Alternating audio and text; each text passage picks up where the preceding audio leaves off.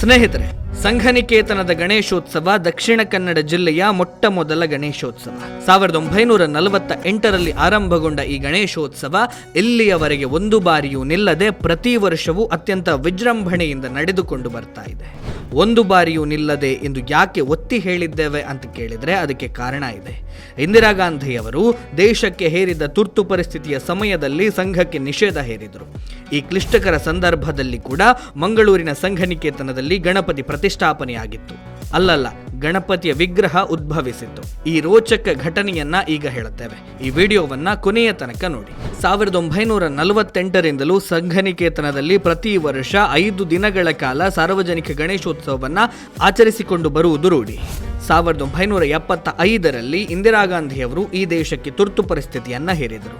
ಆ ಸಮಯದಲ್ಲಿ ರಾಷ್ಟ್ರೀಯ ಸ್ವಯಂ ಸೇವಕ ಸಂಘ ನಿಷೇಧಕ್ಕೆ ಒಳಗಾಗಿತ್ತು. ಸಂಘವೇ ನಿಷೇಧಕ್ಕೆ ಒಳಗಾಗಿದೆ ಅಂದರೆ ಅದರ ಕಾರ್ಯಾಲಯಕ್ಕೆ ಪ್ರವೇಶ ಮಾಡಲು ಸಾಧ್ಯ ಇದೆಯಾ? ಕಾರ್ಯಾಲಯದಲ್ಲಿ ಗಣೇಶೋತ್ಸವ ಮಾಡಲು ಸಾಧ್ಯವೇ ಅನ್ನುವಂತಹ ಪ್ರಶ್ನೆ ಕಾರ್ಯಕರ್ತರಲ್ಲಿ ಸಹಜವಾಗಿ ಬಂತು. ಆಗ ವಿಭಾಗ ಪ್ರಚಾರಕರಾಗಿದ್ದ ಸ್ವರ್ಗೀಯ ನಾ ಕೃಷ್ಣಪ್ಪಜಿ ಅವರು ನಿಷೇಧವಾಗಿರುವುದು ಸಂಘ ಮಾತ್ರ, ಗಣೇಶೋತ್ಸವ ಅಲ್ಲ, ಹಾಗಾಗಿ ಸಂಘನಿಕೇತನದಲ್ಲಿ ಗಣೇಶೋತ್ಸವ ಆಗಲೇಬೇಕು ಅನ್ನುವಂಥ ಸೂಚನೆಯನ್ನ ನೀಡಿದರು. ಈ ವರ್ಷದ ಗಣೇಶೋತ್ಸವ ನಮ್ಮ ಹೋರಾಟದ ಹೊಸ ಆಯಾಮವಾಗಬೇಕು, ಸಂಘನಿಕೇತನದಲ್ಲೇ ಅದನ್ನು ಆಚರಿಸಬೇಕು ಅಂತ ಹೇಳಿ ನಿರ್ಧರಿಸಿದರು. ಹಬ್ಬದ ಹಿಂದಿನ ರಾತ್ರಿ ಸಂಘನಿಕೇತನದಲ್ಲಿ ಉದ್ಭವಿಸಿದ ಗಣಪತಿ, ಸಂಘನಿಕೇತನದಲ್ಲಿ ಗಣಪತಿಯ ವಿಗ್ರಹವನ್ನು ಸ್ಥಾಪಿಸಬೇಕು ಅನ್ನುವಂತಹ ನಿರ್ಧಾರವನ್ನ ಸಹಕಾರಿಗಳು ಕೈಗೊಂಡರು. ಅದಕ್ಕೆ ಸಂಬಂಧಿಸಿದ ಹಾಗೆ ಯೋಚನೆಯನ್ನು ಕೂಡ ರೂಪಿಸಿದರು. ಸಂಘನಿಕೇತನದಲ್ಲಿ ಆಗ ಪೊಲೀಸರ ಸರ್ಪಗಾವಲಿತ್ತು. ಹಬ್ಬದ ಹಿಂದಿನ ರಾತ್ರಿ ಸುಮಾರು 8 ಗಂಟೆಗೆ ಆ ಪ್ರದೇಶದಲ್ಲಿ ಇದ್ದಕ್ಕಿದ್ದ ಹಾಗೆ ವಿದ್ಯುತ್ ಕೈಕೊಟ್ಟು ಕತ್ತಲು ಆವರಿಸಿತ್ತು. ಸುಮಾರು ಅರ್ಧ ಗಂಟೆಗಳ ಕಾಲ ಎಲ್ಲ ಕಡೆ ಪೂರ ಕತ್ತಲು.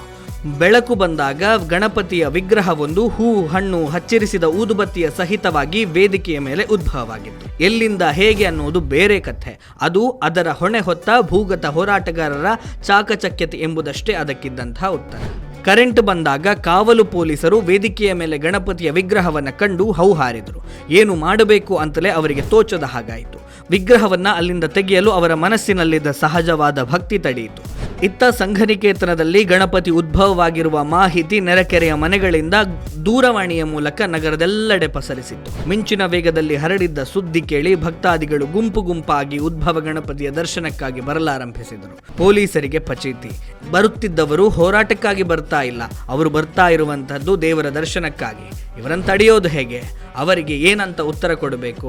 ಅಂತೂ ಕೊನೆಯಲ್ಲಿ ರಾಜ್ಯ ಕೇಂದ್ರದಿಂದ ಸೂಚನೆ ಪಡೆದು ಮರುದಿನ ಇಲಾಖೆಯ ವತಿಯಿಂದಲೇ ವಿಧಿವತ್ತಾಗಿ ಪೂಜೆಯನ್ನು ಸಲ್ಲಿಸಿ ಪೊಲೀಸರು ತಾವೇ ವಿಸರ್ಜನೆಯನ್ನು ಕೂಡ ಮಾಡಿದರು. ಹೀಗೆ ತುರ್ತು ಪರಿಸ್ಥಿತಿಯಲ್ಲಿ ಸಂಘ ನಿಷೇಧವಾದರೂ ಕೂಡ ಸಂಘದ ಗಣಪತಿ ನಿಷೇಧಕ್ಕೆ ಒಳಗಾಗಲಿಲ್ಲ. ಸಂಘ ಭೂಗತವಾದರೂ ಕೂಡ ಗಣಪತಿ ಭೂಗತನಾಗಲಿಲ್ಲ. ಬದಲಿಗೆ ತನ್ನದೇ ರೀತಿಯಲ್ಲಿ ಉದ್ಭವನಾದ. ಗಣೇಶೋತ್ಸವ ನಿಲ್ಲಲಿಲ್ಲ, ಬದಲಾಗಿ ಪೊಲೀಸರಿಂದಲೇ ವಿಭಿನ್ನ ರೀತಿಯಲ್ಲಿ ಆಚರಿಸಲ್ಪಟ್ಟಿತ್ತು.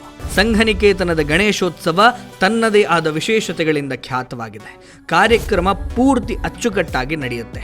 ಭಕ್ತಾದಿಗಳ ಚಪ್ಪಲಿಗಳನ್ನು ಸಾಲಾಗಿ ಇಡುವುದರಿಂದ ಹಿಡಿದು ದಿಗ್ವಿಜಯೋತ್ಸವ ಕಾರ್ಯಕ್ರಮದವರೆಗೆ ಎಲ್ಲವೂ ಶಿಸ್ತುಬದ್ಧ ಮತ್ತು ಅಚ್ಚುಕಟ್ಟಾಗಿ ನಿರ್ವಹಿಸಲ್ಪಡುತ್ತೆ. ಆ ಸಮಯದಲ್ಲಿ ಮಂಗಳೂರು ನಗರದ ಎಲ್ಲ 27 ಸೇವಾ ಬಸ್ತಿಗಳಲ್ಲಿ ಸೇವಾ ಕಾರ್ಯ ನಡೆಯುತ್ತದೆ. ಮಂಗಳೂರಿನ ಚರ್ಚ್ಗಳ ಪಾದ್ರಿಗಳು, ಕ್ರೈಸ್ತ ಮುಖಂಡರು ಗಣೇಶೋತ್ಸವಕ್ಕೆ ಭೇಟಿ ಕೊಟ್ಟು ಪೂಜೆ ಸಲ್ಲಿಸಿ ಪ್ರಸಾದವನ್ನು ಸ್ವೀಕರಿಸ್ತಾರೆ. ರಾಷ್ಟ್ರೀಯ ವಿಚಾರಧಾರೆಯನ್ನಿಟ್ಟುಕೊಂಡೇ ಎಲ್ಲ ಕಾರ್ಯಕ್ರಮಗಳು ಕೂಡ ನಡೆಯುತ್ತೆ. 1978ರಲ್ಲಿ ಪತ್ರಿಕಾ ಸಂಪಾದಕರೊಬ್ಬರ ಕೊಲೆಯಾದ ಕಾರಣ ನಗರದಾದ್ಯಂತ ಸೆಕ್ಷನ್ 144 ಹಾಕಲಾಗಿತ್ತು. ಇದೇ ಸಮಯದಲ್ಲಿ ಸಂಘನಿಕೇತನದ ಗಣೇಶೋತ್ಸವ ಮೆರವಣಿಗೆಯು ಆಯೋಜನೆಗೊಂಡಿತ್ತು. ಮಸೀದಿಯ ಮುಂಭಾಗದಲ್ಲಿ ಮೆರವಣಿಗೆ ಹಾದು ಹೋಗಬೇಕಾದ ಕಾರಣ ಪೊಲೀಸರು ಅನುಮತಿಯನ್ನು ನಿರಾಕರಿಸಿದರು.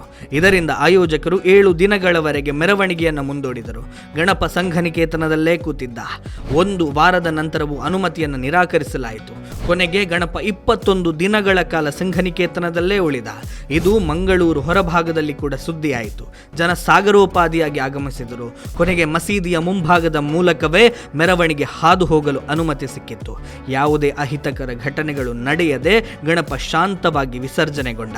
ಅಲ್ಲಿಯವರೆಗೆ ಸಂಘದ ಗಣಪತಿಯಾಗಿದ್ದ ಗಣೇಶ ಅಂದಿನಿಂದ ಸಾರ್ವಜನಿಕ ಗಣಪನಾದ. ಈ ಬಾರಿಯ ಸಂಘನಿಕೇತನದ ಗಣೇಶೋತ್ಸವಕ್ಕೆ 77ರ ಸಂಭ್ರಮ. ಅನೇಕ ಹೋರಾಟದ ಕಥೆಗಳನ್ನು ಒಳಗೊಂಡ ದಕ್ಷಿಣ ಕನ್ನಡ ಜಿಲ್ಲೆಯ ಮೊದಲ ಸಾರ್ವಜನಿಕ ಗಣೇಶೋತ್ಸವ ಜಿಲ್ಲೆಯ ಎಲ್ಲಾ ಗಣೇಶೋತ್ಸವಗಳಿಗೆ ಪ್ರೇರಣೆಯ ಸ್ಫೂರ್ತಿ ಅಂತ ಹೇಳಿದರೆ ತಪ್ಪಾಗಲಾರದು. ಸ್ನೇಹಿತರೆ, ಇದಿಷ್ಟು ವಿಷಯ. ಮುಂದೆ ಮತ್ತೊಂದು ವಿಷಯದ ಜೊತೆಗೆ ನಿಮ್ಮ ಮುಂದೆ ಬರ್ತೇನೆ. ಅಲ್ಲಿಯವರೆಗೆ ನಮಸ್ಕಾರ.